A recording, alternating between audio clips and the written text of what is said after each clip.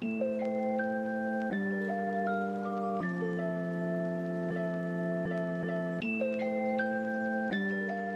à tous, vous regardez ou vous écoutez le podcast Construire la ville. On parle du quartier des Plaines du Loup et au-delà de ça des enjeux de l'urbanisme.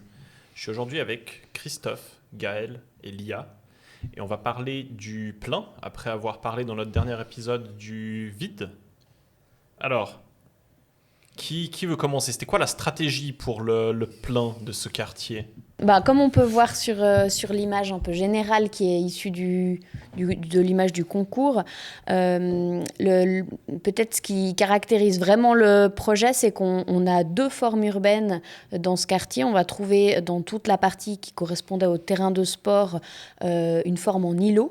Et puis de l'autre côté de l'avenue, on a vraiment cette logique de césure de l'avenue des Plaines du Loup, une forme qui est beaucoup plus ponctuelle et qui s'inspire plus du tissu existant de plots autour de la prison. Donc l'avenue des Plaines du Loup, c'est ce qu'on parlait la dernière fois, c'est ce qui fait la colonne vertébrale du quartier. Donc on voit les îlots, c'est ce qui est en haut, là-dedans.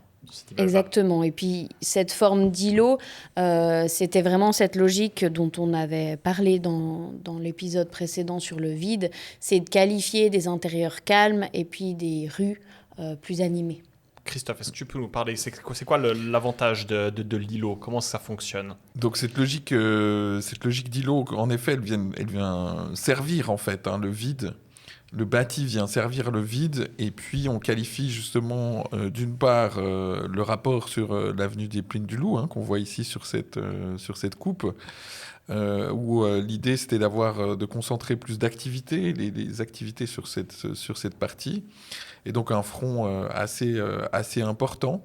Et puis ensuite, ce qu'on avait imaginé, c'est sur les rues transversales, d'avoir un bâti un peu moins important, puis surtout d'asservir au final la hauteur du bâtiment, la taille du bâtiment, à la largeur de la rue. Et donc on a vraiment ce rapport au final entre le plein et le vide. Le plein n'est pas dessiné que pour lui-même, mais bien pour définir un vide, que ce soit les rues, les espaces publics, le premier espace public dont on a parlé la dernière fois, ou les cours, ces espaces plus calmes, comme l'a dit tout à l'heure Lia.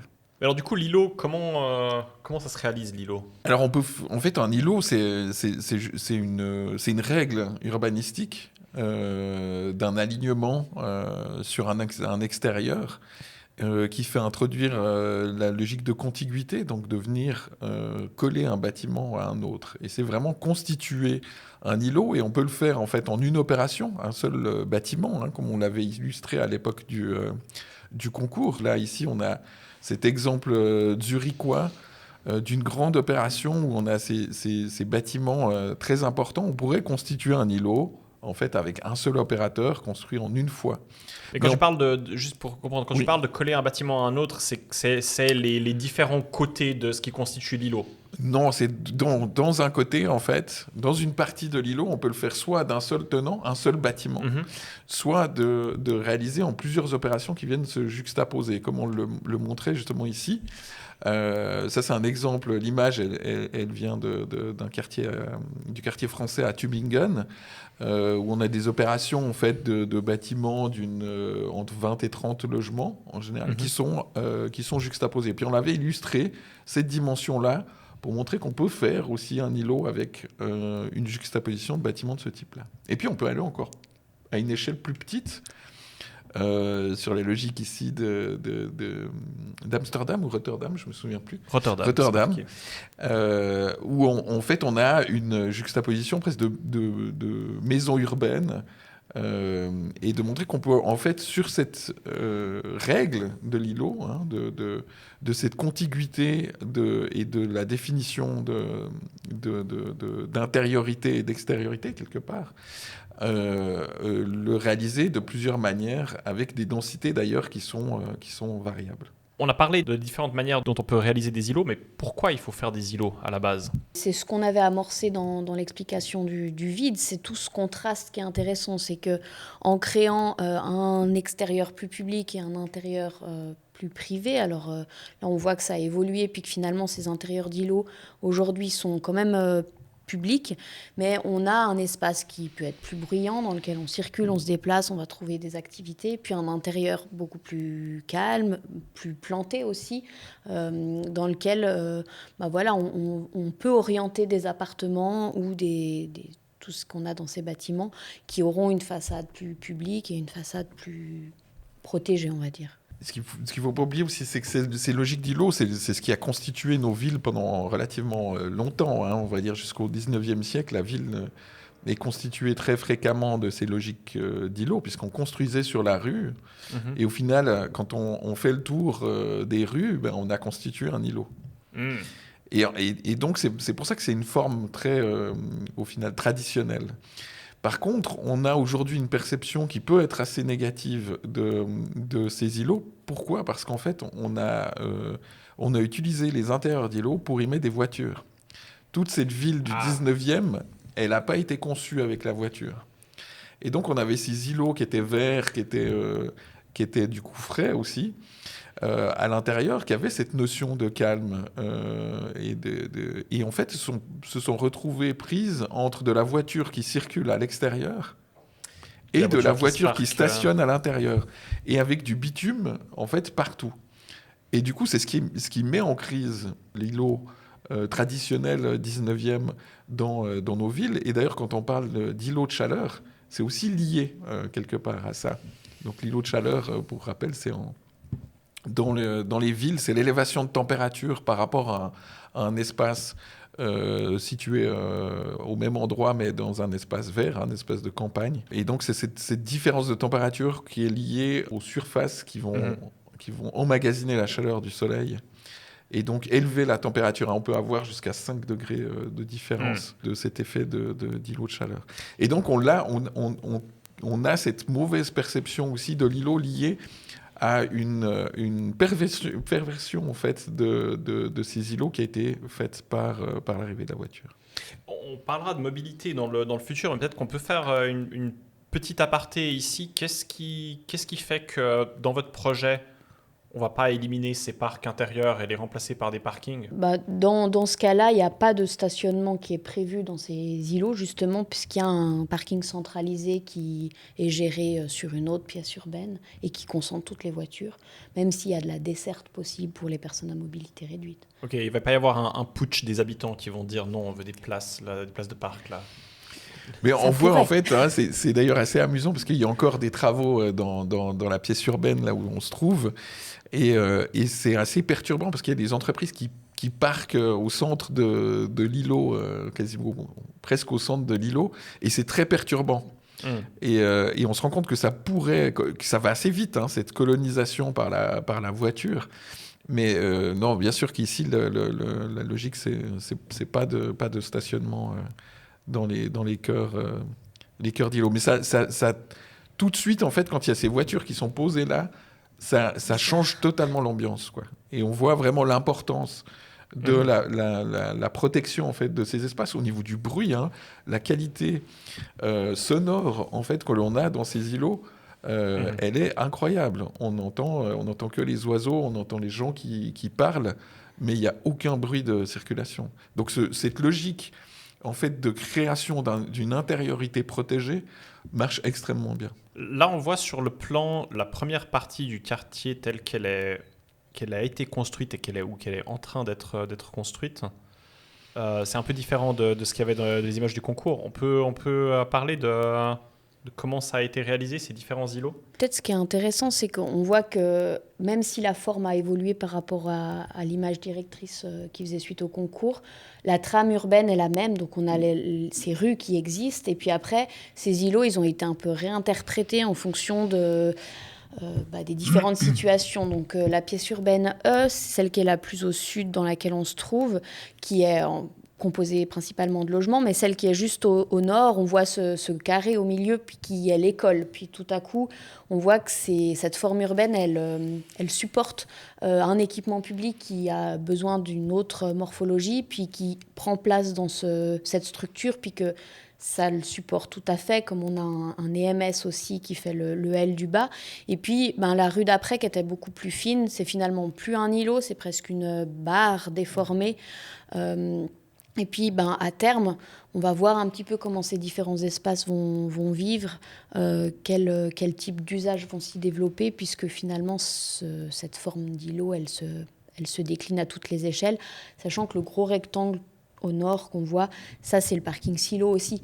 Le gros rectangle au nord, le gros vers le giratoire. Mais globalement, la séquence qu'on a par rapport à l'image qui a été présentée, où on voyait l'avenue des Plaines du Loup en rouge, on a sur ce schéma-là, donc ce sera sur la partie droite en fait de l'image, on a une séquence îlot, bar, îlot, bar dans la structure urbaine. Et si on regarde sur le plan Suisse Topo, donc qui représente en fait la vraie emprise des bâtiments aujourd'hui, on a toujours, en partant du sud vers le nord, une séquence îlot, bar, bar. Simplement, comme l'a dit Lia, il y a, et c'est ce qui fait la différence entre un schéma urbanistique et à un moment donné où on a précisé en fait les formes du plan. On a montré tout à l'heure les schémas de comment est-ce qu'on peut en fait construire un îlot avec des formes de plan qui sont différentes d'une opération ou de plusieurs opérations, des découpages. Là, on a vraiment cette déclinaison entre un principe directeur qui est celui d'un principe urbanistique qui peut peut-être paraître un petit peu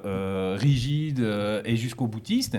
Le but, c'est bien de pouvoir décliner ce principe et de le rendre un petit peu plus justement subtil, adapté au contexte, en gardant l'esprit. Et ce qu'on retrouve quand même comme esprit, bien qu'il y ait des ouvertures, des percées, des bâtiments qui sont plus ou moins collés les uns aux autres, contigus ou non, on lit toujours cette définition de la rue ou de ses intériorités. C'est un quartier qui est assez dense. Si je comprends bien, la densité, c'était un peu c'était une intention, voire une donnée du concours. Pourquoi est-ce que c'est bien d'être dense ? Il y a plusieurs éléments qui sont liés à la densité. La donnée du concours, typiquement, on était pour donner quelques chiffres de comparaison, on avait comme objectif qui était donné dans le concours, je crois que c'était 370 000 mètres carrés de plancher. Nous, on a répondu au concours en faisant 420. Et puis ensuite, dans le développement du plan directeur localisé, on est monté à 550 000 m² de plancher. Ce qui est intéressant de voir par rapport à cette évolution, alors cette évolution, pourquoi on est allé à ces 550 000 m² de plancher ?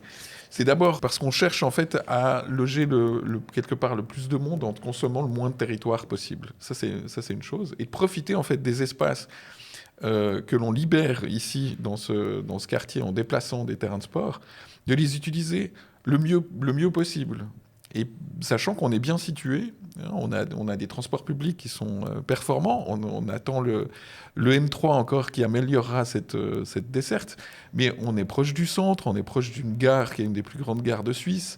On a ces proximités qu'il s'agit en fait d'exploiter. En fait. Cette situation doit être exploitée au mieux. Donc ça, c'est une des raisons pour lesquelles on a cette densité. Donc la forme urbaine qu'on a proposée, en fait, elle a permis d'augmenter cette densité. Et on le voit sur ce schéma ici. On a une comparaison de quelques quartiers en fait un peu archétypiques lausannois. On a un quartier plutôt zone villa où on a la densité qui est vraiment extrêmement faible. Ensuite, on a des quartiers de plots des années 40 et qui va avoir sa densité un peu plus élevée.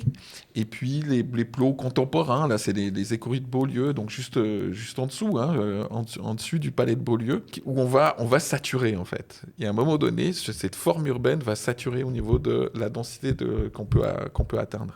Et puis on voit ensuite que cet îlot, eh bien en fait, il supportait d'avoir 400 000 m² de plancher, mais ensuite on peut presque faire une fois et demie cette densité et toujours tenir avec cette même forme urbaine. Et c'est l'intérêt, en fait, de cet îlot.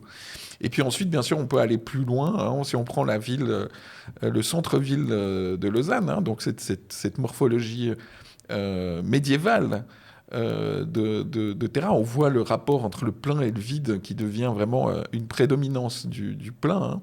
Et là, on arrive à avoir des densités qui sont beaucoup, beaucoup plus élevées, mais qui ne sont pas forcément celles qu'on souhaite aujourd'hui. La puissance de l'îlot aussi, c'est le fait de pouvoir aussi jouer avec le nombre d'étages, parce qu'on l'a vu, c'était une forme urbaine qu'on avait proposée avec moins d'étages, et on a pu faire évoluer le plan d'urbanisme pour augmenter cette densité en rajoutant quelques étages.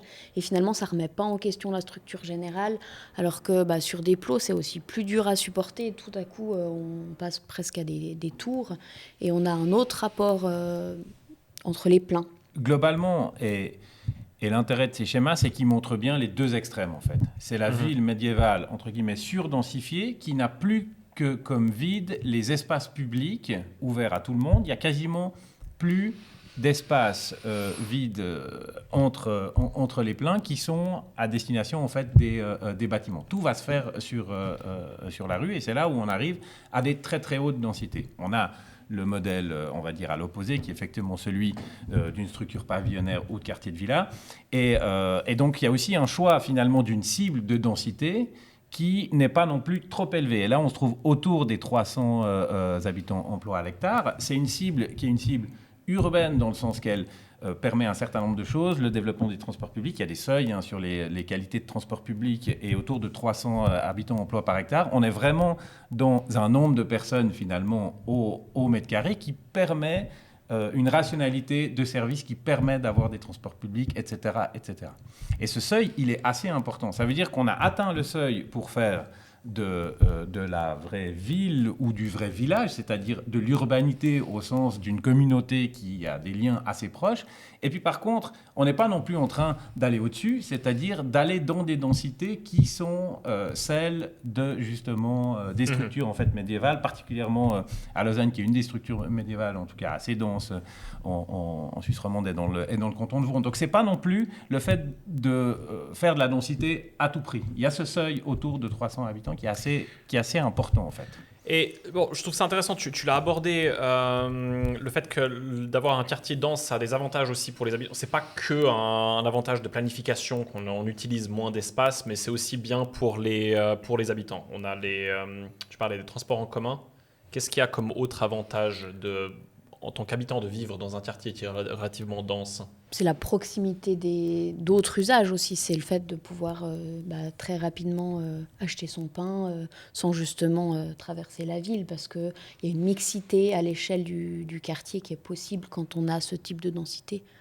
En fait, la densité, elle va permettre d'avoir des affectations diverses. C'est-à-dire que faire tenir un commerce dans une structure qui est très peu dense, ça ne va pas forcément être évident. C'est la même chose pour un service de proximité. Si on prend un guichet de poste ou autre, il faut en fait un certain nombre d'habitantes et d'habitants dans un périmètre qui n'est pas trop éclaté pour que la présence de ce commerce / de ce service de proximité soit justifiée. On a aussi cette logique de cette densité, quelque part on parle aussi d'intensité. C'est le fait d'avoir quelque chose qui se passe en fait. Et qui induit aussi une proximité. Et le fait d'avoir ces logiques de proximité font qu'on va se déplacer aussi à pied. Et donc un commerce qui est implanté dans un quartier où on se déplace à pied, il a beaucoup plus de chances de tourner que dans un quartier où en fait les gens de toute façon ils partent en voiture et puis ils s'arrêteront dans un supermarché en périphérie accessible directement en voiture. Et cette densité, elle permet la proximité. Et donc, elle permet une ville de la proximité, une ville qui se pratique à pied, à vélo, voire en transport public, quelque part. Mais d'abord, on la pratique à pied. Et donc, les commerces de proximité ont beaucoup plus de chances de se développer dans cette ville de la proximité. On a vu toutes les tentatives, en fait, dans les ensembles modernistes de ces grands ensembles de bars, de tours. Il y a des implantations de commerce, il y a un ou deux bistrots qui sont implantés, mais en fait, c'est très ténu, quoi. On sent que c'est fragile. Et on n'a pas un développement qui se fait avec cette urbanité qu'on peut trouver typiquement au boulevard de Grancy. Si on prend des exemples lausannois, boulevard de Grancy, on a la même densité, et quasiment le même rapport entre des habitants et des emplois. Donc on a cette mixité qui est super intéressante, qu'on va trouver aussi juste en dessous, ici, dans le quartier de la Pontaise. On est à peu près dans ces mêmes densités, et on sent tout de suite qu'on a une vie économique, entre guillemets, mais une vie commerciale, une vie de quartier qui est beaucoup plus intense que quand on va dans ces quartiers, on va dire, purement résidentiels, qui ont été conçus dans les années, on va dire, à partir des années 50 jusqu'à aujourd'hui. Puis tu parles de vie économique, mais il y a aussi la vie sociale, parce que cette proximité, elle fait qu'on croise ses voisins, on se déplace à pied, justement, on discute, et puis ça n'a pas de prix. Je discutais il y a quelques jours avec une dame qui a une villa à Prilly, qui n'avait pas du tout connaissance de ce projet, et qui spontanément m'a dit « Ah, mais il y a ce quartier des Plaines du Loup, c'est trop dense, ça va pas du tout. » Alors elle était dans une magnifique villa avec un grand jardin qui a tous ces problèmes-là. Il fonctionnait essentiellement en voiture. Mais comment est-ce qu'on va convaincre ces personnes-là ? C'est un peu par quel bout, en fait, on prend une problématique ou une question de société. Est-ce qu'on la prend d'abord du point de vue de l'individu, ou d'abord du point de vue du collectif ? Ce dont on a parlé tout à l'heure montre ou donne une piste sur, en fait, la quantité d'espace dont on aurait besoin si tout le monde habitait dans la situation de cette personne que tu nous as rapportée. Ça veut dire beaucoup de territoires, quasiment, c'est pas 7 fois plus de territoires pour avoir le même nombre de personnes avec des phénomènes d'éloignement. Donc, c'est peut-être d'abord un choix collectif de se dire comment est-ce qu'on fait en fait notre ville, et puis après les individus auront en fait différentes aspirations. Alors on peut aussi montrer à cette personne ce qu'on a évoqué tout à l'heure, qu'est-ce qui peut être différent justement dans une structure un petit peu plus dense, c'est-à-dire la possibilité d'aller à pied, d'avoir un contact avec ses voisins, en fait de trouver beaucoup plus de choses porte à porte dans un environnement effectivement qui sera un petit peu différent, c'est-à-dire pas son grand jardin, mais plutôt des espaces, un espace privé par exemple sous forme de balcon, ensuite un intérieur de cour partagé avec d'autres personnes, puis un parc. Et ça change en fait la structure ou la séquence, elle change, mais elle a aussi des qualités, d'autres qualités. Et puis après, il y a la question aussi de l'exception, en fait. C'est-à-dire que dans une petite mesure, le fait de ne pas avoir uniquement le même type de structure, c'est aussi intéressant de trouver tout à coup des endroits, une poche dans une ville qui sont peut-être beaucoup moins denses pour plusieurs raisons, pour une raison de respiration, de continuité paysagère, aussi potentiellement de conservation ou de valorisation d'un patrimoine bâti d'une certaine époque. En regardant la comparaison donc, du quartier des Plaines du Loup avec le quartier Sougar, donc deux quartiers qui ont une densité très similaire, on voit quand même que c'est des quartiers qui ont l'air très différents. On voit que Sougar, c'est des blocs, des éléments qui sont beaucoup plus petits. Est-ce qu'il y a une raison pour ça ? Est-ce qu'il y a l'une des formes qui est meilleure que l'autre ? Et en fait, c'est un peu l'interprétation. Alors, la densité, c'est un chiffre. Hein. Et ensuite, on a une forme urbaine qui va interpréter ce chiffre, en fait, qui va matérialiser quelque part ce chiffre. Ce qu'on a essayé de faire ici, aux Plaines du Loup, c'est d'avoir quelque chose qui répond aux attentes qu'on a aujourd'hui. Et donc de trouver une forme et une dimension aussi des vides qui correspondent aux attentes qu'on a aujourd'hui. Ce qui est intéressant aussi de voir, c'est que la plupart du temps, on dit, quand on voit sur un plan, typiquement les espaces qui sont ici derrière nous, la plupart des gens vont dire c'est trop serré, c'est trop petit, il y a trop de vis-à-vis, que ce soit sur le plan, ou même pendant la construction, où les gens disent... Et en fait, au moment où on habite ces lieux, on se rend compte en fait que c'est des lieux qui ont une dimension qui est assez adéquate.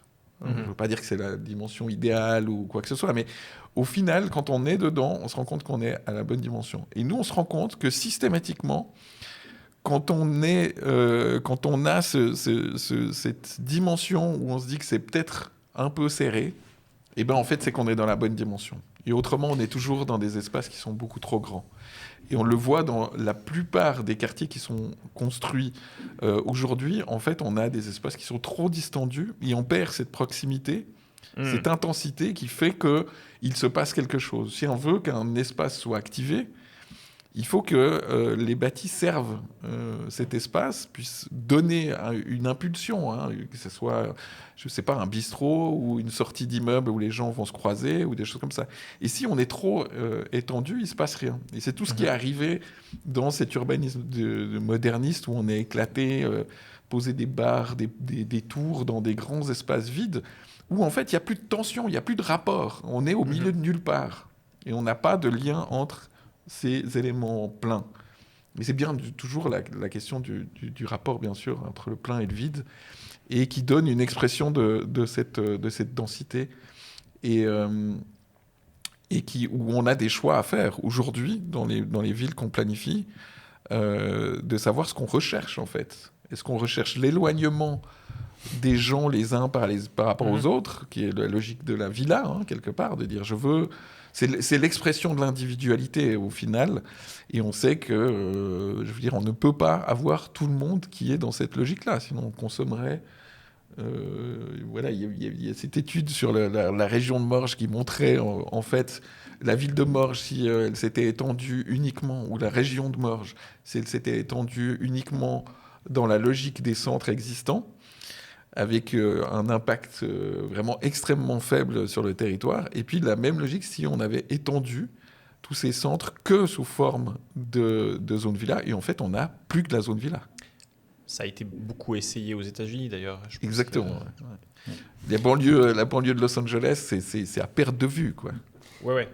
Mais pour revenir à la forme dont tu parlais, Gavrilo, c'est-à-dire, tu disais, c'est plus petit ou c'est plus serré sous gare sur le plateau de la Bléchère, c'est des éléments un petit peu plus découpés.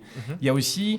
donc le sud de la gare s'est développé petit à petit, donc après la construction du chemin de fer, dans une logique où on fait des rues, on construit des rues, en fait, selon une trame qui était une trame aussi de l'époque. Alors je ne connais pas exactement les dimensions, mais on dessinait des rues sur le principe de ces alignements dans la culture, on va dire, urbanistique du 19e siècle.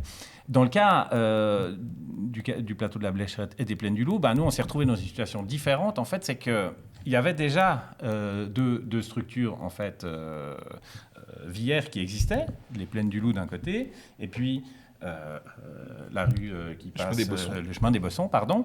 Et ce qui fait que c'était aussi un des éléments du projet, c'est ne pas recréer un réseau villaire continu à l'intérieur pour intérioriser le quartier, mais c'est de dire finalement on va appuyer le projet sur ces deux éléments. Donc cet élément en fait contextuel de fait du territoire, qui est aussi lié, où on arrive après dans ce qui était en fait un vide de terrain de sport, fait que finalement on a cette dimension qui est presque 2 à 3 fois plus grande que la structure villaire principale qu'on retrouvait effectivement dans les centres. Et c'est ça qui va donner cet effet. On a l'impression qu'il est un peu plus étiré en largeur.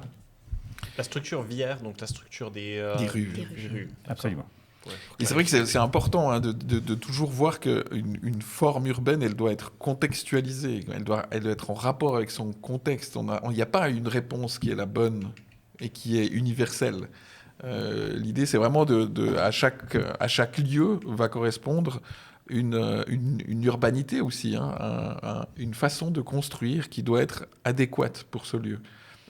On ne pense pas qu'il y ait de recette miracle. Il se trouve que ici, avec ces îlots qui étaient relativement allongés, c'est aussi cette logique d'avoir un maximum de façades nord-sud pour pouvoir avoir cette architecture orientée où on va travailler d'une part dans l'orientation sud, on va aller chercher des balcons qui vont du coup protéger la façade du soleil en été et puis permettre un éclairement de la façade en hiver. Quand le soleil est plus bas, la lumière va rentrer à l'intérieur de l'appartement et chauffer aussi l'appartement. Il y a un impact énorme de cette implantation par rapport au soleil sur la consommation de chauffage. C'est ce qu'on voit là dans cette image. Là, cette image, elle est prise du sud. Exactement, oui. Donc on voit les balcons orientés sud. Alors on voit qu'il n'y a pas toutes les architectures d'ailleurs qui jouent le jeu de cette orientation. On peut parler du coup du rapport du plein dont on a parlé avec le vide, qui était le sujet du dernier épisode. Comment est-ce que le plein fonctionne avec le vide ? Peut-être sur l'image où on voit justement toute cette pièce urbaine on constate aussi que ce jeu que l'architecture, le type d'architecture peut rendre aussi supportable la densité, puis ce travail de volumétrie qu'on voit, cette dentelle, qui est le cas de la pièce urbaine de volume plus bas, de volume plus haut, fait qu'on a, quand on se trouve dans ces espaces de vide, aussi des rapports au plein qui varient, qui fluctuent. On a des vues, des rapports au grand paysage qui sont générés par ces différences de hauteur. Et puis, justement, c'est là où on voit un peu la puissance de l'articulation de ces espaces vides avec ces espaces construits. C'est vrai qu'il y a ce travail d'évolution du schéma, on en parlait, où on a l'îlot schématique qu'on a montré au moment du concours. Et puis ensuite, on voit le découpage qui se fait en plan, ce qu'on a pu voir ensuite sur le plan d'organisation de cette pièce urbaine. Et c'est vrai que quand on voit ensuite réaliser avec la variation d'architecture et la variation volumétrique, on a vraiment tous ces niveaux où on part d'un schéma, d'un principe, et puis ensuite on va sur quelque chose qui est construit avec beaucoup de nuances, au fait, et en fonction de ce qu'on va créer dedans, des appartements, des types d'appartements que l'on va avoir à ces endroits, le rapport entre les activités, l'extérieur, etc., etc. Et justement, ce rapport, quelque part, avec l'extérieur, ce que tu montres avec cette image, c'est simplement le plan du bâtiment, ici, du bled dans lequel on est. On a parlé ici, dans cet épisode, du plein, mais en fait, il ne faut jamais oublier que ce plein, d'abord, il est fait de vide. Globalement, le plein n'est toujours là que pour le vide. C'est-à-dire qu'on a ce bâtiment qui est au final au service du vide à l'échelle urbaine. On va définir des rues, des places, des intérieurs d'îlots. Mais en fait, ce plein, il est lui-même constitué, il est là pour créer du vide à l'intérieur. Et c'est ce rapport aussi du vide intérieur avec l'extérieur qui est extrêmement important, les relations que l'on va pouvoir créer pour animer ou pas d'ailleurs, ces espaces extérieurs que l'on a créés. Et c'est vraiment ce rapport-là qui est extrêmement important. Et de nouveau, c'est aussi rompre avec toute cette logique, je reviens, cette logique moderniste où on s'abstrait complètement de son contexte. On a des logements qu'on va surélever d'1 mètre pour pas avoir de problème de rapport. Et en fait, on nie totalement le rapport à l'extérieur. On s'écarte les bâtiments les uns des autres avec des espaces verts qu'on n'arrive pas à entretenir correctement parce que ça coûte beaucoup trop cher, parce qu'ils sont beaucoup trop grands et dont on n'a pas l'usage parce qu'en fait, on est sous-dense en fait, dans ces espaces-là. Alors d'ailleurs, je voulais juste relever, nous, on est en fait ici, même Absolument. si on a tourné la table. Et du coup, voilà, les stores sont baissés. Mais on voit le parc derrière nous et les espaces, le vide derrière nous. Ouais, c'est le parc, c'est le cœur d'îlot. Le cœur d'îlot, oui, le cœur d'îlot. Exactement. Peut-être pour faire une analogie en fait entre la maison et la ville. Parce qu'on dit la maison est une petite ville, la ville est une petite maison. Finalement, dans une maison, le plein, c'est les murs. Et ce plein-là nous détermine les espaces, la chambre, le salon, la salle à manger. Et on a besoin de ces murs justement pour pas avoir un salon et une salle à manger qui sont l'un sur l'autre, ou plutôt, je vais prendre un autre exemple, c'est-à-dire la chambre et la salle à manger qui se retrouvent dans le même espace. Donc on utilise le plein, les murs, pour déterminer les différentes pièces de la maison, et la taille, la position en fait des murs va donner la qualité de cet espace-là. Quand on parle de la position des murs, on parle aussi de la position des fenêtres, évidemment. Et puis la ville, quelque part, c'est la même chose. C'est-à-dire qu'on prend des bâtiments qui sont les murs de la ville, avec des fois des trous entre les bâtiments, c'est-à-dire les percées, des plus petites rues, et c'est ce qui va nous donner la variété selon comment on dessine et on compose ces plans, c'est-à-dire Si on prend par rapport à la maison une diversité de chambres, salons, salles à manger, et ben dans la ville, ce sera un parc, une place, une rue, une cour. Et on a aussi cette diversité en fait, d'échelle et de fonction de ces espaces à l'intérieur de la ville qui est gérée ou qui est définie par les bâtiments de la même manière que les pièces de maison seront définies par les murs. Et ça, c'est du coup là, toute la variété des espaces qu'on retrouve entre les bâtiments dans ce quartier. Ok, hyper intéressant. Du coup, on va revenir là-dessus dans le prochain épisode où on va parler plus en détail de la mixité et de l'affectation de ces différents lieux. Comment on fait en pratique pour avoir tous ces usages dans le même quartier. Merci beaucoup. Merci. Et puis à bientôt. À bientôt. Et à bientôt.